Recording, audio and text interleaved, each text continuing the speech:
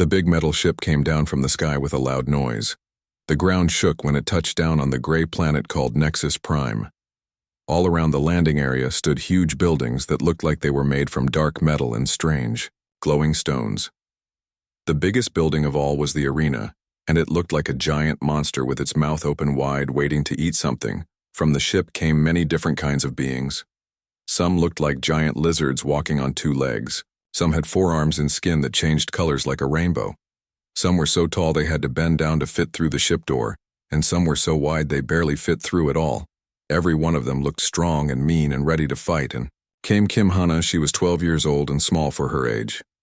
Her black hair was tied back in a simple ponytail, and she wore a plain blue jumpsuit that was a little too big for her. She had to take 2 steps to match every one step of the other beings walking beside her. When she looked up at the massive arena building, she did not look scared. Instead, she smiled like she was seeing something wonderful. The other contestants stopped walking and stared at her. Many of them started making sounds that their translation devices turned into laughter. A big red creature with 6 eyes pointed at Hana and said something that came out as, "That must be some kind of joke." The humans sent a baby to fight. A tall being that looked like it was made of living rock bent down to get a closer look at Hana. "Is this really a contestant?" it asked in a voice like grinding stones. "Maybe it is a pet or a servant commander." Rex was the biggest and scariest of all the contestants. He belonged to a race called the Vorthons, and he looked like what would happen if someone mixed a crocodile with a tank. He had thick green scales all over his body and scars from 100 battles. His teeth were as long as Hana's fingers and twice as sharp. When he saw her, he made a sound like angry thunder. "This is what Earth sends," he said, looking down at Hana like she was something stuck to his boot.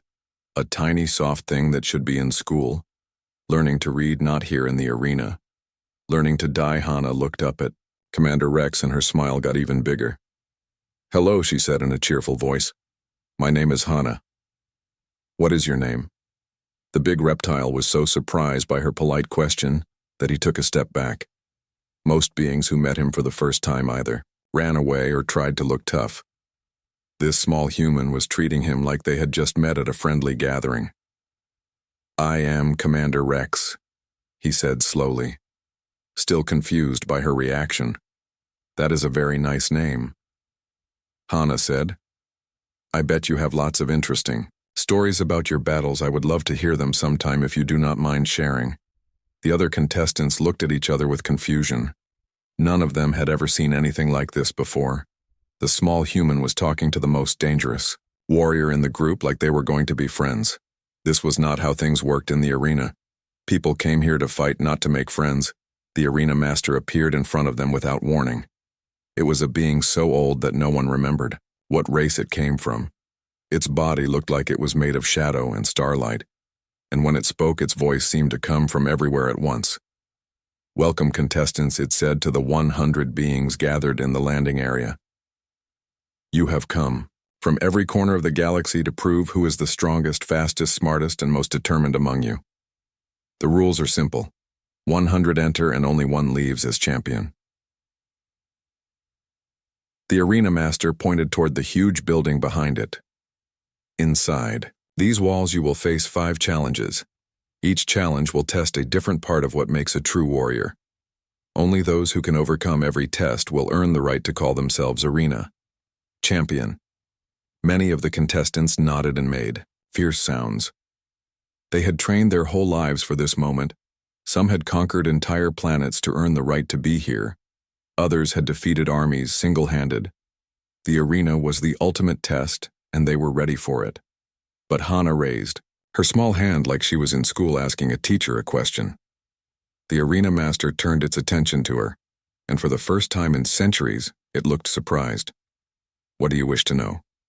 "Small human, if only one person can win." Hana asked in her bright voice, "What happens to everyone else? Do they get to go home to their families?"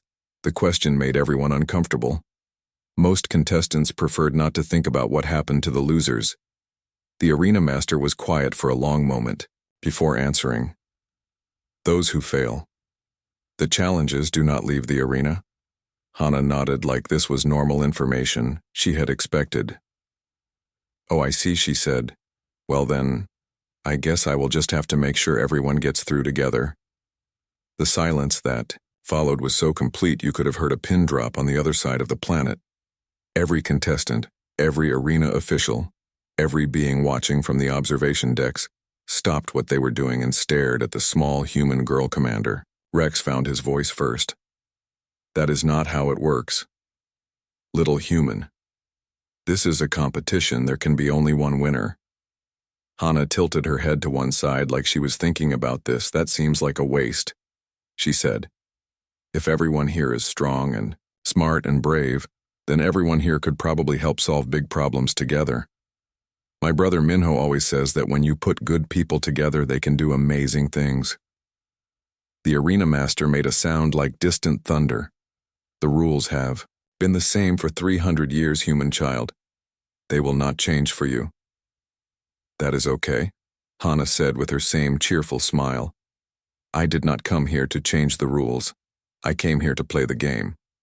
But sometimes when you play a game in a new way, it becomes more fun for everyone." She looked around at all the confused and angry faces staring at her. "I know you all think I am too small and weak to be here," she said. "And you are right. I am not as strong as any of you. I cannot run as fast or fight as hard. But I can do something else." "What is that?" Commander Rex asked. Despite himself, "I can be your friend," Hana said simply. "And friends help each other win." The creatures from a dozen different worlds looked at this tiny human and had the same thought. This child has no idea what she has gotten herself into. But deep down in places they did not like to admit existed, some of them were curious to see what would happen when someone tried to turn a death match into a friendship circle. That night in the contestant sleeping area, everyone tried to rest before the challenges began.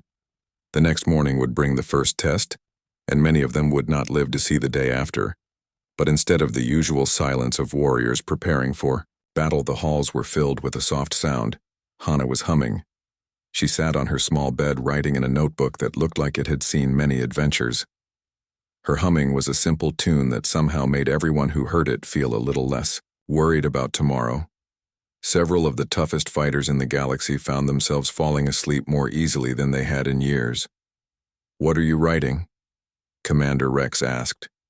He had been trying to ignore the small human, but her peaceful humming kept drawing his attention. "I am writing a letter to my family," Hana said. "Without looking up, I promised my brother I would tell him about all the interesting people I met here. You write about us like we are friends," Rex said. The confusion in his voice was obvious. "Are we not friends?" Hana asked, looking up at him with those bright eyes. "You told me your name and I told you mine. That is how friendships start where I come from." Rex stared at her for a long moment. No one had called him friend in more years than he could count. Warriors did not have friends. They had allies and enemies and nothing in between. But this strange little human seemed to think friendship was as natural as breathing. The humming continued as the lights dimmed for the night cycle. Around the sleeping area, hardened warriors from across the galaxy slowly relaxed as they listened to a simple lullaby from a small planet called Earth. None of them knew that they were hearing the sound of something that would change everything tomorrow. The arena would test their strength. But tonight they rested better than they had in years, because somewhere in the darkness, a child was humming and writing letters home and treating a place of death like a place where friends could meet. And in that soft humming was the promise that tomorrow would be different than any day the arena had ever seen. The fifth and final day arrived with no sunrise. The sky above the arena had turned dark purple, and strange lights danced across the clouds like a storm made of rainbow colors. The 12 remaining contestants stood in a circle around the arena, Master feeling the weight of everything that had brought them to this moment. Commander Rex looked at the small group of survivors and felt something he had never experienced before in any battle. Pride not just in his own survival, but in what they had all accomplished together. The human child had changed every one of them in ways they were still discovering. Hana stood among them humming softly as always, but now the others found themselves humming along.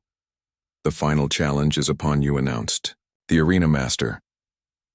Its ancient voice carried a strange note of uncertainty that had not been there before. You will enter the circle of truth, where you must face not enemies or puzzles, but yourselves. Each of you will confront your deepest fears, your greatest failures, and your darkest secrets. Only one may emerge victorious.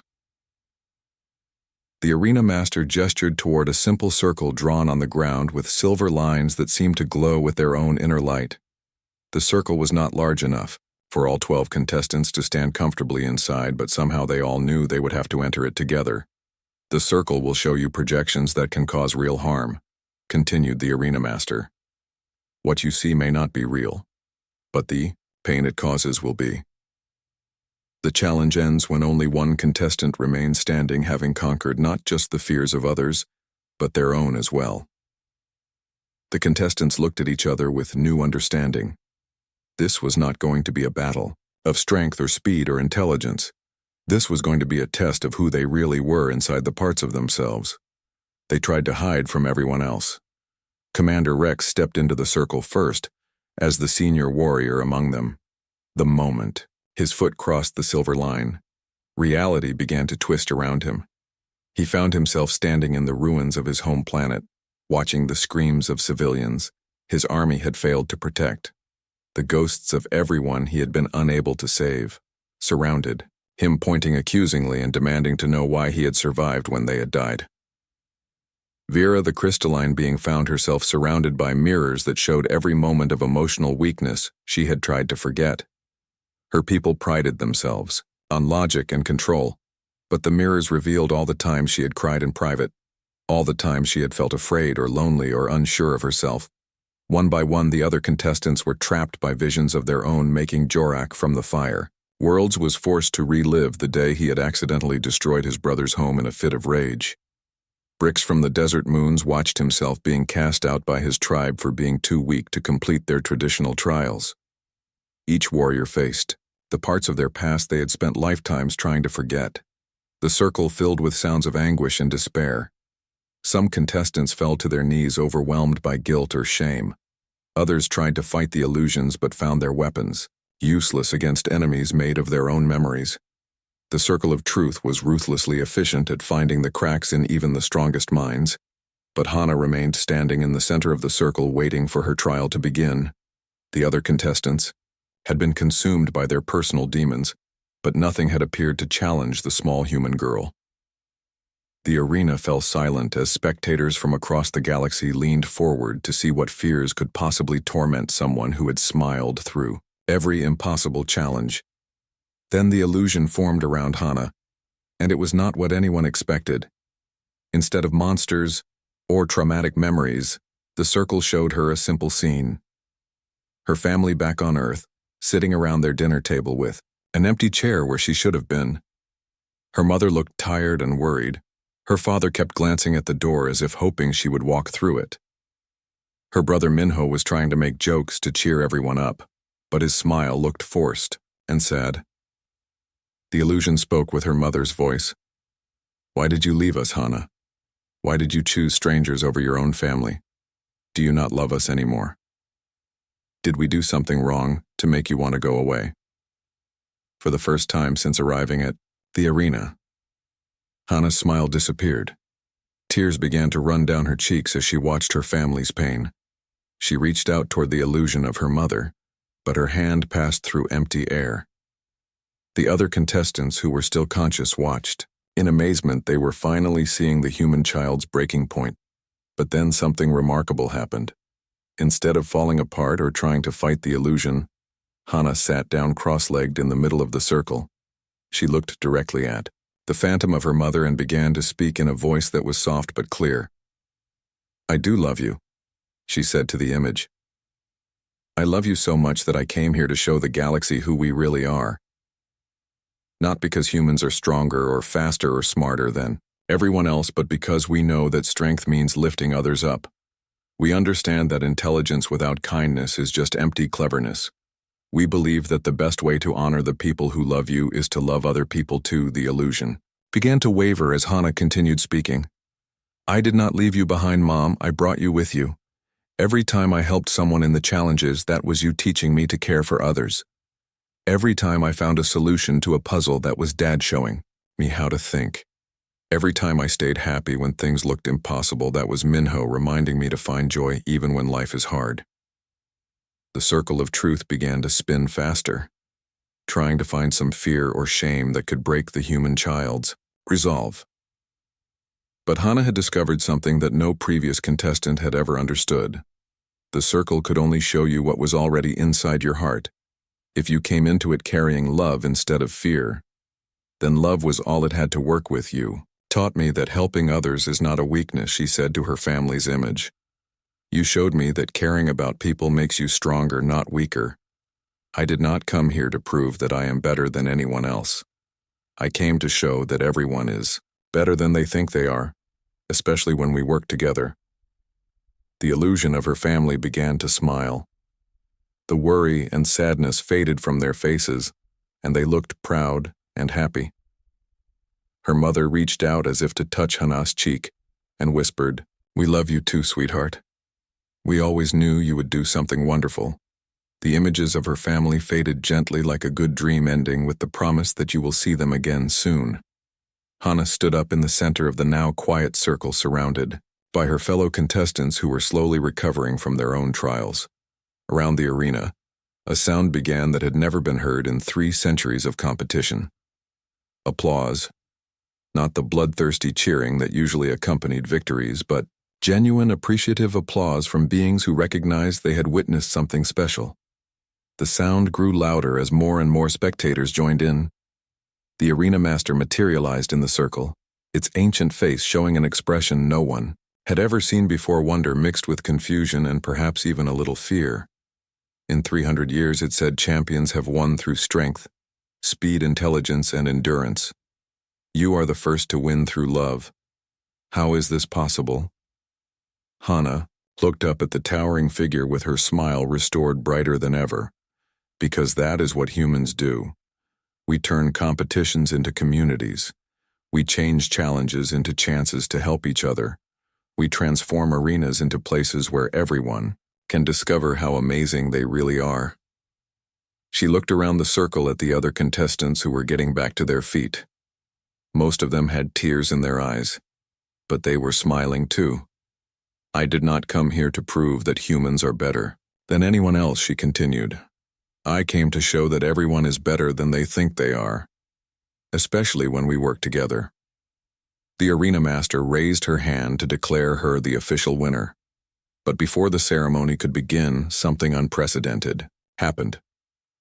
The other 11 contestants stood up and walked to where Hannah was standing. They formed a circle around her, not in defeat but in celebration.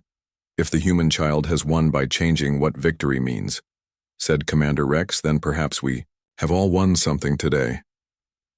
His voice was different now, softer and more thoughtful than it had been when he first met Hannah. One by one, contestants who had been eliminated in earlier challenges began entering the arena floor. They came not to dispute the results but to be part of something they had never experienced before. A victory that made everyone feel stronger and more hopeful as the arena master officially declared Hannah the champion. She looked up at the viewing boxes where cameras were recording everything for broadcast across the galaxy. "Hi Minho," she said, waving cheerfully. "I told you I would make interesting friends. I cannot wait to bring them home to meet you and Mom and Dad."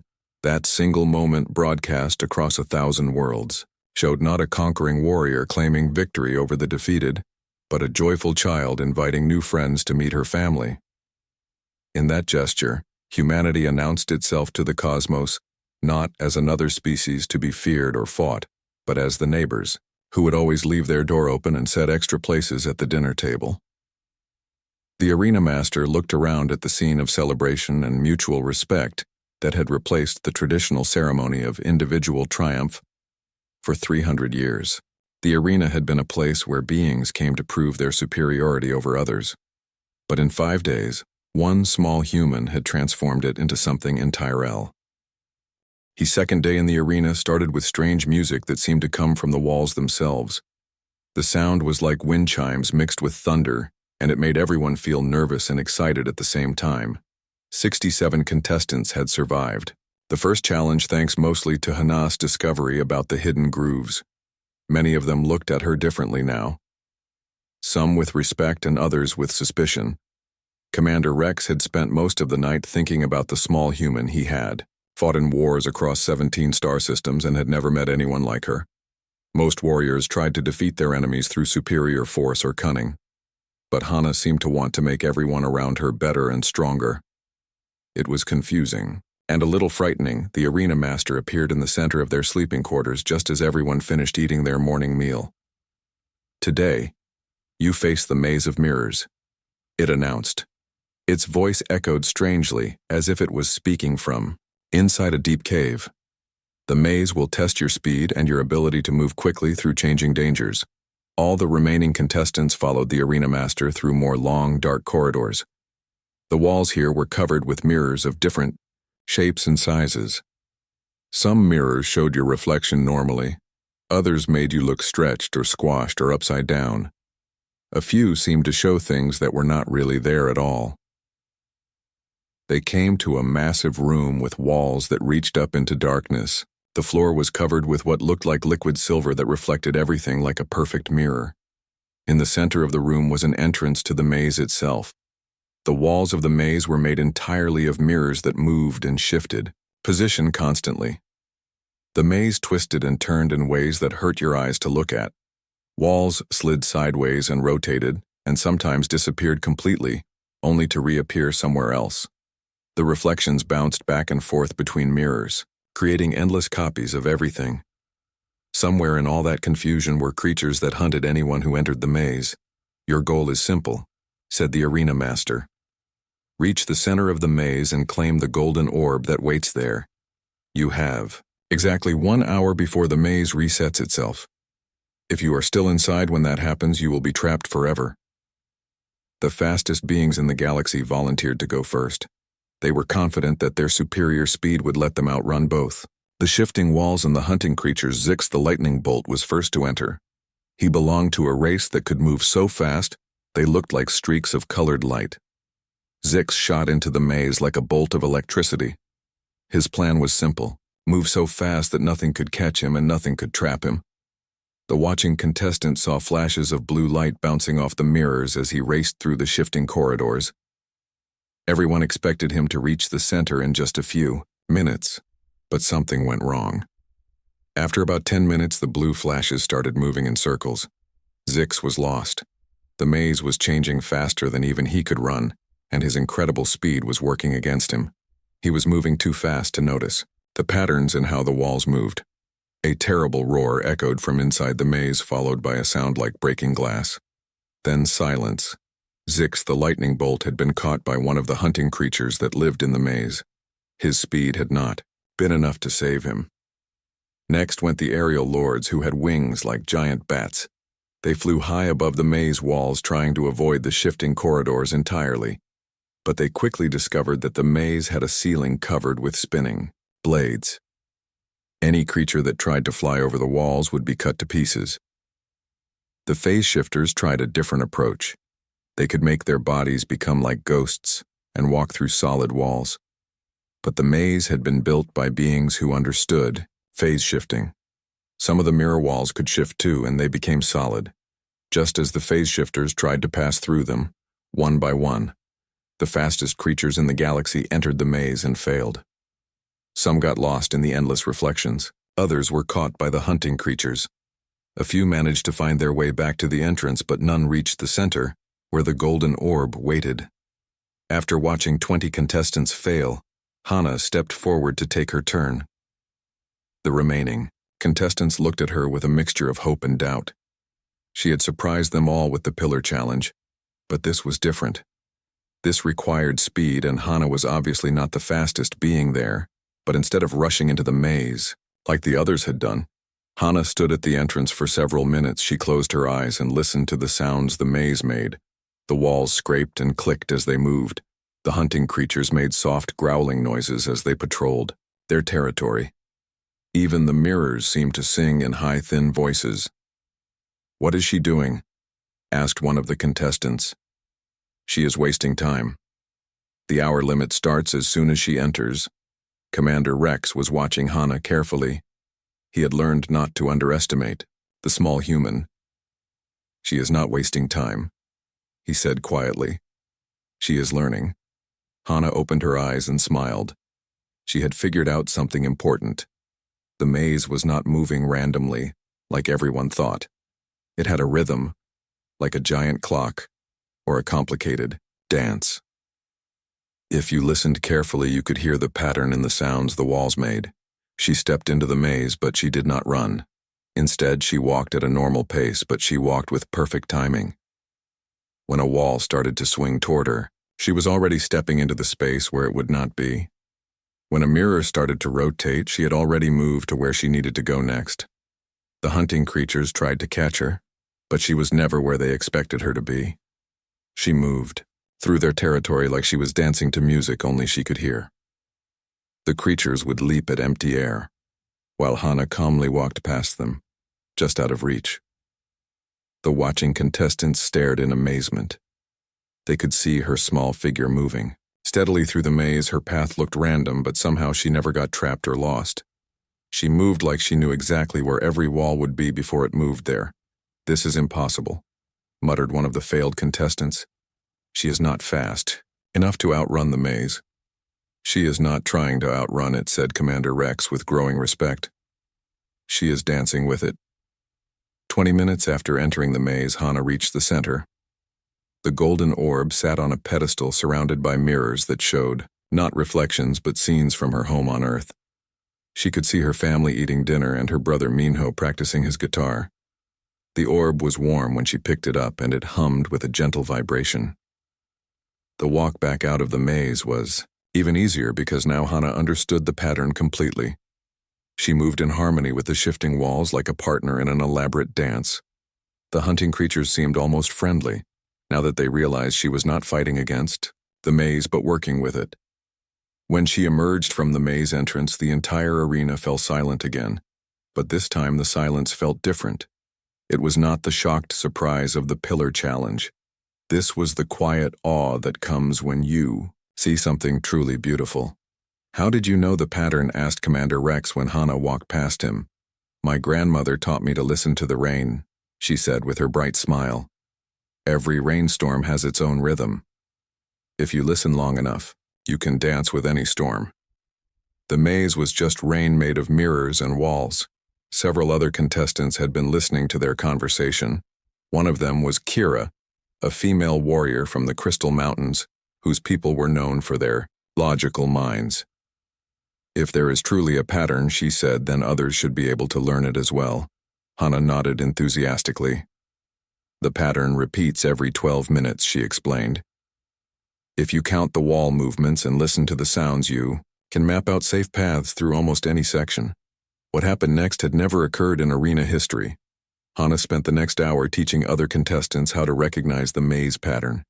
She drew diagrams in the dirt, showing when walls moved, and where the safe spaces were. She even hummed the rhythm so they could feel the timing in their bodies. The arena officials were getting very worried. Their maze was supposed to eliminate most of the remaining contestants through speed trials instead. It was becoming a classroom where a human child taught alien warriors how to solve puzzles through patience and observation. 12 more contestants successfully navigated the maze using Hana's method. They emerged with golden orbs and grateful expressions. Most of them had never imagined that patience could be more valuable than speed. Several of the fastest beings in the galaxy were forced to admit that they had been thinking about the challenge all wrong. As the successful contestants prepared for the next challenge, Commander Rex approached Hana again. "You keep helping your competition," he said. "I still do not understand why." Hana looked up at him with those bright eyes that seemed to see more than they should. "My brother Minho says that the best races are the ones where everyone finishes strong. Even if only one person gets the prize, everyone should get to find out how fast they can really go." "But what if helping them means you lose in the end?" Rex asked. "Then I lose knowing I helped. My friends discover something wonderful about themselves," Hana replied, "and that seems like a pretty good way to lose." The arena master watched all of this from its observation platform. High above the maze, it stood perfectly still, but inside its Ancient mind thoughts raced faster than any of the speed contestants had run. In 300 years of arena competitions, no one had ever turned a trial of individual speed into a lesson. The morning sun was red and angry looking when it came up over the arena. The sound of war drums echoed across the metal walls, making every contestant wake up fast. Some of them had not slept at all because they were too nervous about what was coming. Others had bad dreams about failing the first test and never going home again. But Hannah woke up smiling like always. She stretched her arms above her head and said good morning to everyone around her. Most of the other contestants just stared at her like she was crazy. A few of them growled or made other angry sounds. Commander Rex shook his big head and wondered again how this tiny human could be so happy when death was waiting for all of them. The arena master appeared in the center of the sleeping area without making any sound at all. Its voice filled every corner of the room when it spoke. The first challenge begins now. Follow me to the Pillars of Midal. 100 contestants walked through long, dark hallways that led deeper into the arena. The walls were covered with pictures and writing from races that had been gone for thousands of years. Some of the pictures showed great battles. Others showed beings celebrating victories, but most of them showed warriors who had tried the arena and lost. Finally, they came to a huge room with no ceiling. The walls went up so high you could not see the top. The floor was made of black stone that felt cold even through their shoes, and in the middle of the room was something that made even the strongest warriors feel worried. There was a deep pit that went down further than anyone could see. At the bottom were energy spikes that glowed with deadly light. If you fell down there, the spikes would turn you into nothing faster. Then you could scream. On the other side of the pit was the exit door that led to the next challenge. Between the edge where they stood and the exit door were 20 massive stone pillars. Each pillar was as tall as 3 beings standing on each other's shoulders. Each one was wider than most contestants could reach around with both arms, and each one weighed more than a small spaceship. The pillars were scattered around the room in no particular order. To get across the pit, you had to move them and line them up to make a bridge. But moving something that heavy would take incredible strength, and you only got one chance. If you were not strong enough to move your pillar, you would fall into the pit and die. Your task is simple, said the arena master. Move one pillar into position to help build the bridge across the pit of energy. Those who succeed may continue to the next challenge. Those who fail will not be seen again. The strongest contestants volunteered to go first. They wanted to show off their power and make the weaker beings feel hopeless about their chances. Thrak the Destroyer stepped forward first. He was from a planet where the gravity was 10 times stronger than most worlds. His people were built like living mountains and could lift things that would crush normal beings. Flat Thrak walked up to the nearest pillar and wrapped his massive arms around it. His muscles bulged and his face turned red from effort. Slowly, very slowly, the pillar began to move. The stone scraped against the floor, making a sound like thunder. The watching contestants held their breath as Thrak dragged the huge pillar inch by inch toward the pit. It took him almost 10 minutes, but Thrak managed to position his pillar at the edge of the pit. It would be the first piece of the bridge. The crowd of watchers cheered and Thrak beat his chest in victory, but everyone could see that the effort had tired him out completely. His arms were shaking and sweat poured down his face. Next came Gorax the Mighty from the high-gravity world of Iron Core. His people were almost as strong as Thrak's race, and he was determined to show that he could move his pillar faster. Gorax chose a pillar that was even bigger than the first one and attacked it with pure brute force. But something went wrong. Gorax was so focused on showing off his strength that he did not pay attention to his footing. The pillar started to tip the wrong way, and Gorax had to jump back to avoid being crushed. The massive stone column fell toward the pit and disappeared into the glowing spikes below. The arena master made a sound like cold wind. The pillar has been destroyed. Gorax has failed and may not continue. Just like that, one of the strongest beings in the galaxy was out of the competition.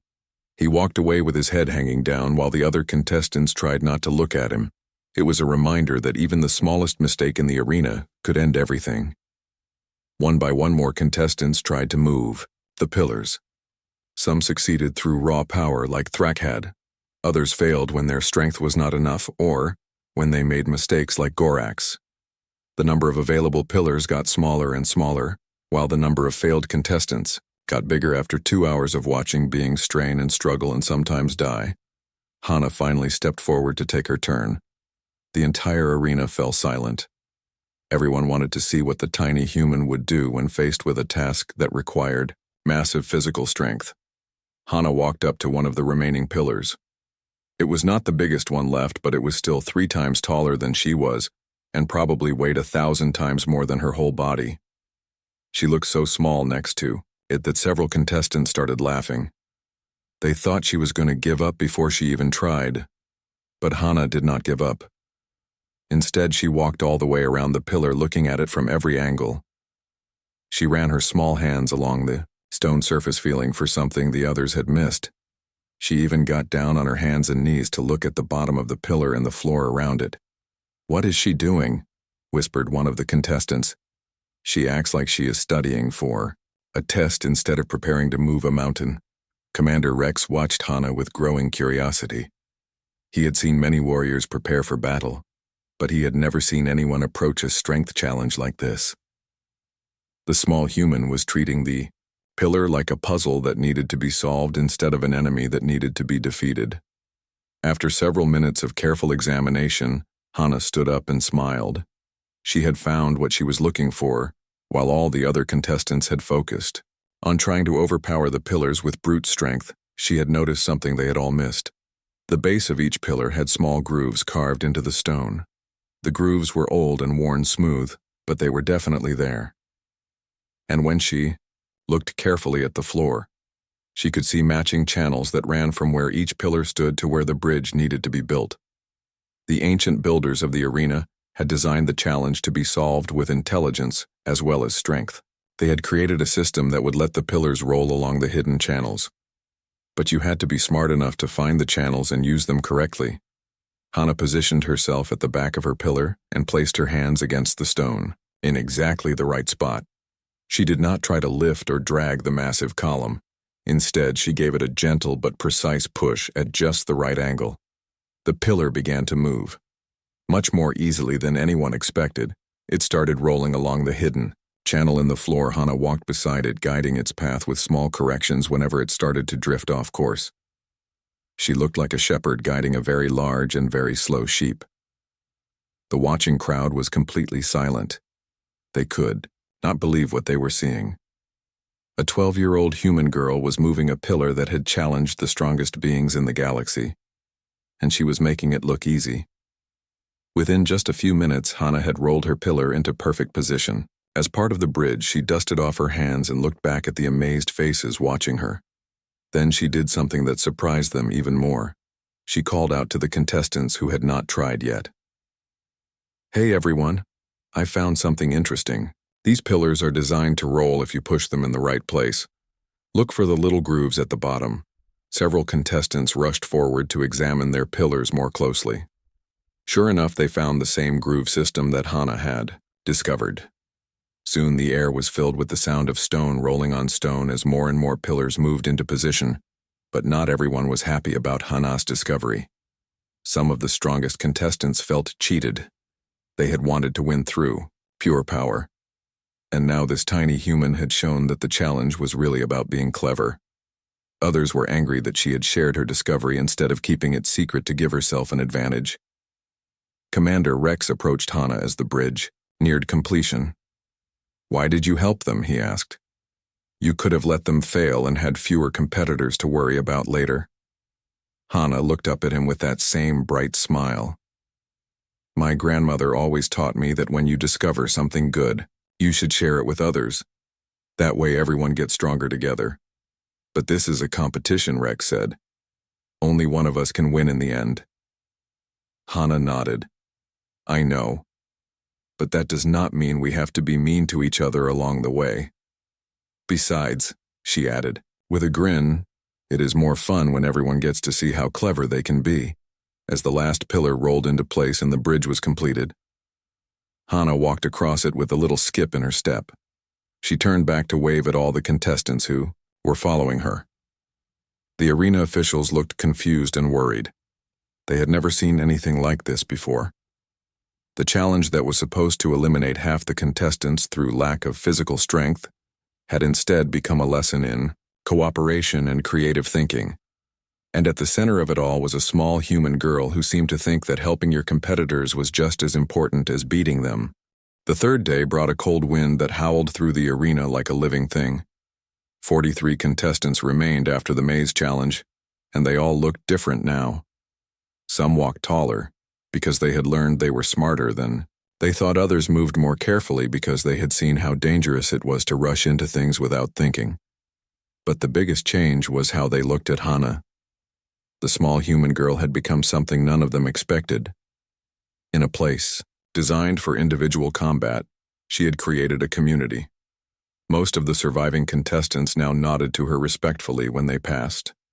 Some even smiled back when she greeted them with her usual cheerful good morning. Commander Rex found himself walking beside Hana as they followed the arena master to the third challenge. He had tried to stay away from her, because caring about other contestants was dangerous in a place where only one could survive. But somehow he kept ending up near her, listening to her hum those strange earth songs that made him think of home.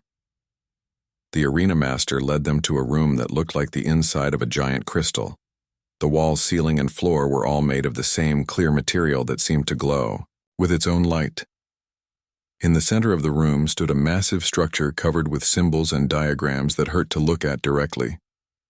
"This is the puzzle of eternity," announced the arena master. "Your intelligence will be tested here. The puzzle contains the mathematical secrets of the universe itself. You must solve it to unlock the exit before the poison gas fills the chamber. You have 2 hours." The smartest beings in the galaxy stepped forward. First, Dr. Quantum was a being whose brain was part organic and part computer. He could calculate the movement of stars and predict the weather on planets he had never seen.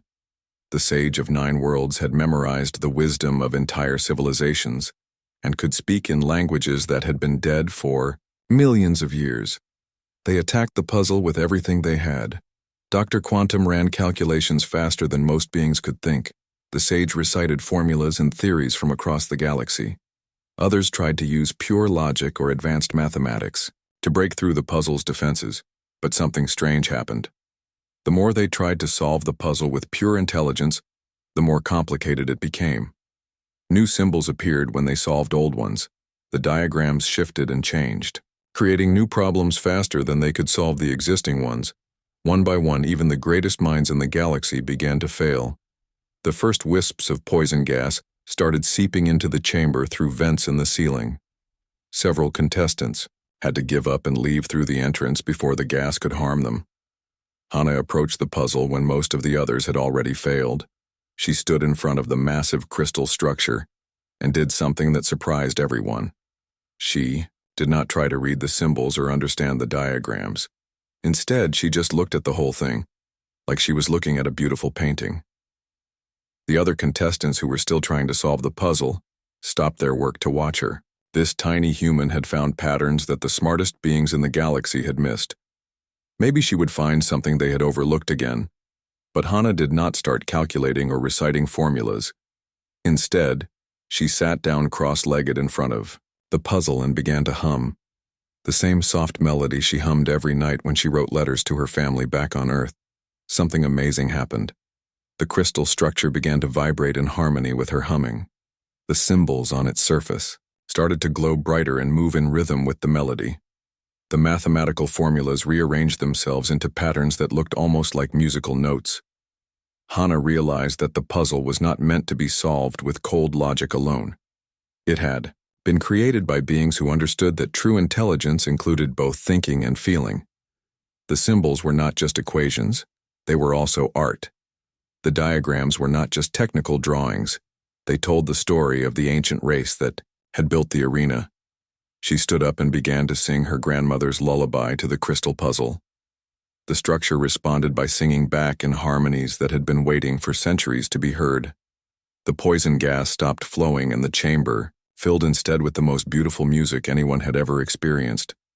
The exit door opened, Not because Hana had calculated the right mathematical answer, but because she had understood that some problems could only be solved when you used your heart and your mind together.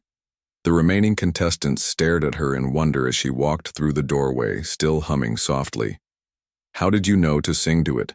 asked Dr. Quantum, whose computer brain was still trying to process what had happened. "Grandmother always said that the most important things in life are not just true, they are also beautiful," Hana replied. "If something is really important, it should make you feel happy when you understand it. The puzzle was not trying to test how smart we are. It was trying to see if we remembered that learning should be joyful." The fourth challenge came immediately after with no time to rest. The arena master led the remaining 31 contestants to a place called the Pit of Endurance. It was a harsh environment that changed constantly from extreme heat to bitter cold, from crushing pressure to thin air that was hard to breathe. "You must survive here for 3 full days," announced the arena master. "You may bring no equipment except what you wear.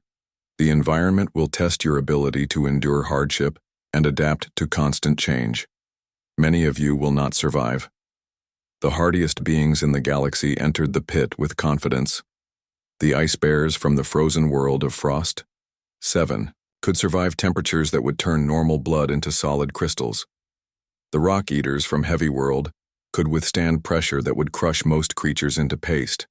The cloud dancers could breathe air so thin that others would pass out in seconds.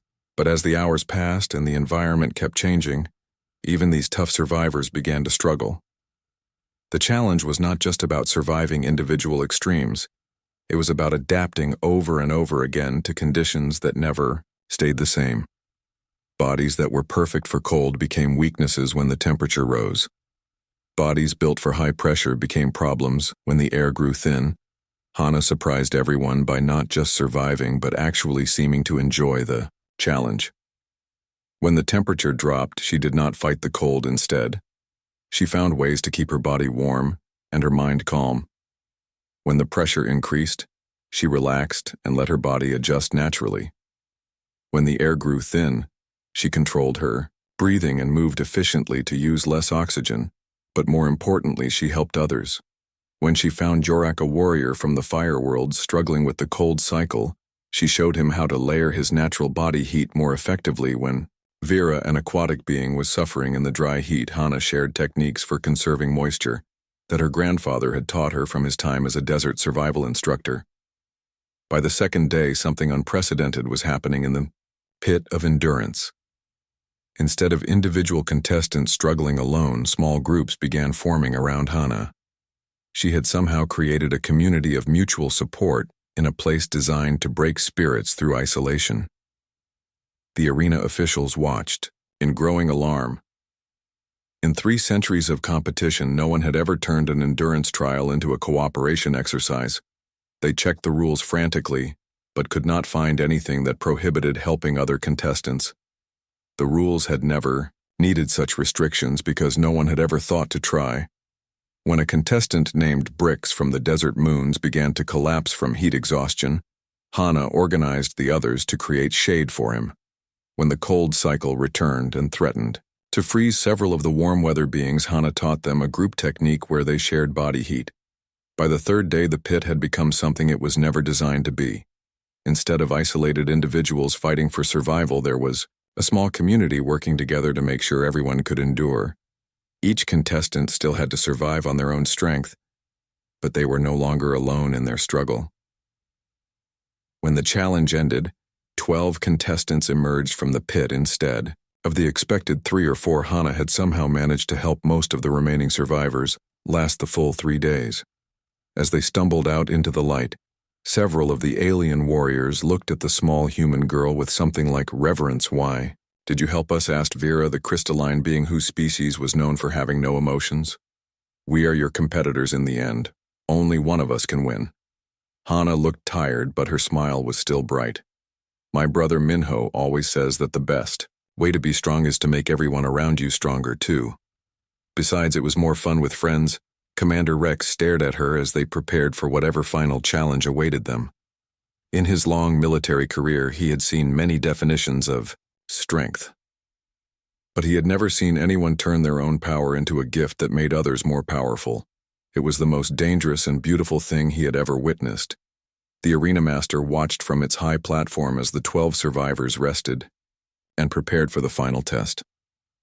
The small human had done something that challenged the very foundation of what the arena represented. She had proven that individual excellence could coexist with caring for others, and that combination was more powerful than anything the arena had seen in 300 years of competition.